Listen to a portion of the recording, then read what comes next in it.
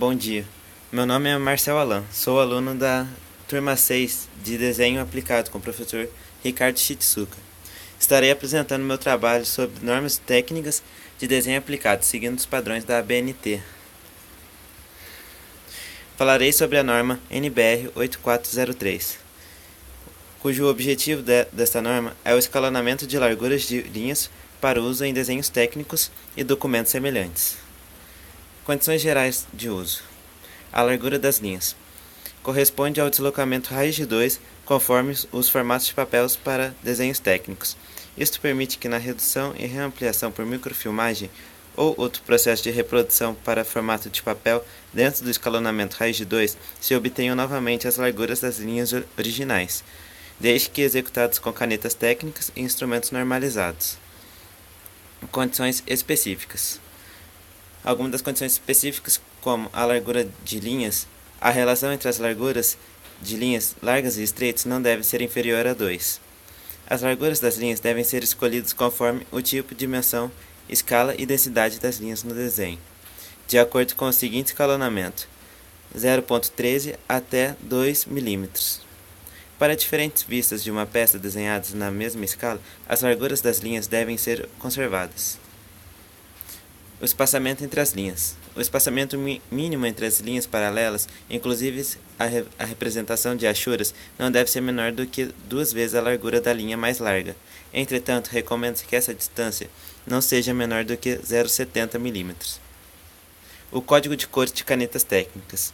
As canetas devem ser identificadas com cores de acordo com as larguras das linhas, conforme segue abaixo: lilás para 0,13 mm, vermelho para 0,18 mm, branco para 0,25 mm, amarelo para 0,35 mm, marrom para 0,50 mm, azul para 0,70 mm, laranja para 1 mm, verde para 1,40 mm e cinza para 2 mm.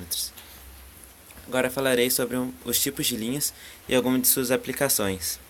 A linha contínua e larga, para arestas e contornos visíveis. Linha tracejada ou larga ou estreita, para arestas e contornos não visíveis. Traço e ponto estreita, para linhas de centro, de simetria ou de trajetória. Traço e ponto estreita com linhas de mudança de direção e extremidades largas. Indicações de planos de corte. Linhas contínua e estreita, linhas de cota auxiliares chamada e achuras. Linhas contínua e larga, linha do quadro da margem, legenda e do sistema métrico de referência. Aqui estão uma imagem com algumas das linhas utilizadas no desenho técnico e algumas indicações de linhas de cota. Agora falarei sobre a ordem de prioridade das linhas coincidentes. Se ocorrer coincidência de 2 ou mais linhas de diferentes tipos, devem ser observados os seguintes aspectos em ordem de prioridade: arestas e contornos visíveis para as linhas contínuas e largas. Em segundo lugar, arestas e contornos não visíveis para linhas tracejadas.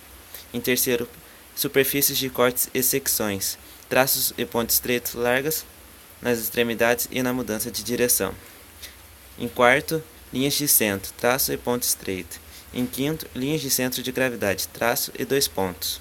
Em sexto, linhas de cota auxiliar para contínua e estreita. E sobre as terminações das linhas de chamadas. As linhas de chamadas devem terminar: primeiro, sem símbolo, se elas conduzem a uma linha de cota, conforme a figura 1.